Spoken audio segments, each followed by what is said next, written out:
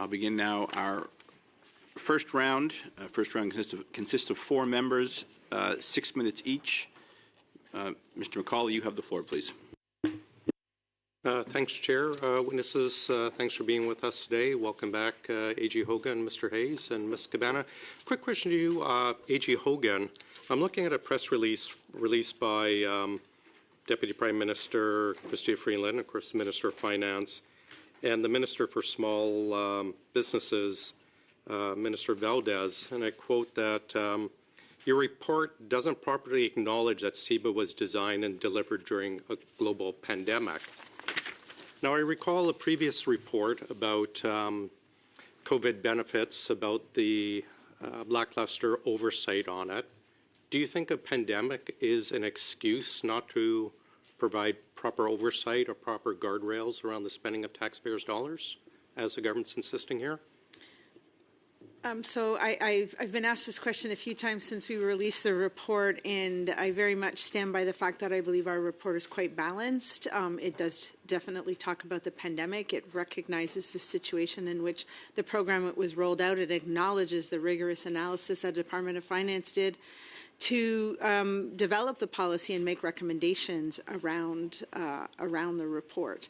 I have said it about other programs, and I say it again, that even if there is a pandemic, there was an expected level of due diligence and monitoring of expenses. I think that everyone would expect. I acknowledge that at the beginning, going non-competitive, and doing things quickly, the objective was to quickly get funds out, and that was achieved. But as the program kept moving on, there was the need to change that. And I've held that view for every single COVID program that we have looked at. Thank you. Mr. Forbes, you kind of intimated the same argument that the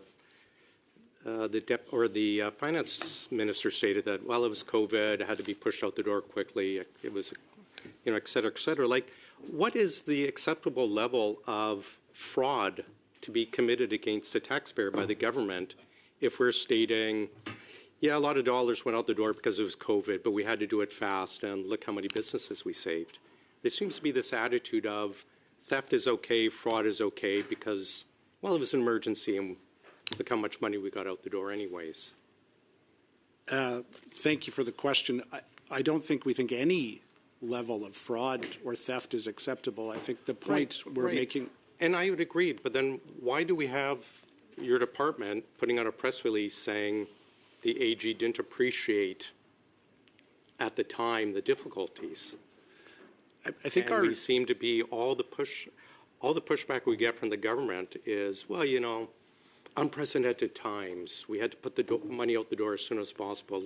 Look how successful, and you yourself stated how successful the program was. But we have all this money stolen from taxpayers. We have money being sole sourced, possibly in a fraudulent way through Accenture. But it just seems to be, well, it's acceptable because it was an emergency. Thank you for the question. I disagree with the idea that that we treat fraud or not collecting amounts owed as things that we can just wave away. And indeed, as I said, the Auditor General made a number of recommendations around improving efforts to collect from ineligible or other accounts that were outstanding.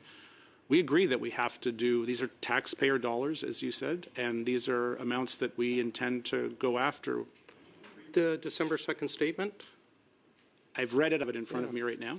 There's not one, there's 8 paragraphs, there's not one word about protecting taxpayers' money, preventing fraud, or even claiming it back. And I just find that very concerning that the government has time to attack the EG, has time to throw its arm out, patting themselves on the back, but there's not a single comment about the stolen money, the money fraudulently taken from taxpayers. I'm going to get a different line of thinking. Or question, please, who decided that EDC would be the department or the Crown Corp that was going to manage this program? Because we heard from EDC that they weren't prepared for it, they didn't have the capacity, and they pushed back against finance with the information. So who decided, yeah, we're going to give it to you anyways? Well, the government the government took the decision to use EDC as a delivery vehicle. The government, was that Minister of Finance level? Like, who? Well, I mean, Someone would have had to, because it's, as much as the government is a blob, It's the someone has to it's a make that cabinet decision to, right, to the delivery agent. So So it would have come on a cabinet. it's a cabinet decision as to who delivers, We right? heard the previous testimony on the CERB issue. We heard from CRA that CRA pushed back against some of the proposed ways the money was going to flow out for fear of fraud, oversight issues. Did finance push back against this decision to give it to EDC, which is clearly not capable of rolling out this program? I think the challenge we faced, I mean, thank you for the question. The challenge that we faced was, given the scope and the scale of this program and the timing, there weren't a lot of options as to how to deliver this, and we knew we had to get the support out. EDC, it was determined, was the best option. I'm not saying it was easy for EDC or they were set up determined for by it. who? Was it like a group decision of we have no one else, or no, make it EDC? So we would have assessed what the options were for delivery of such a program, and we would have assessed that, and we would have provided options, the risks and benefits of various delivery options, and the decision would have been made based on that. Thanks, Thank Mr. you. Forbes. Thank you very much. Next up is Mr. Erskine Smith joining us online.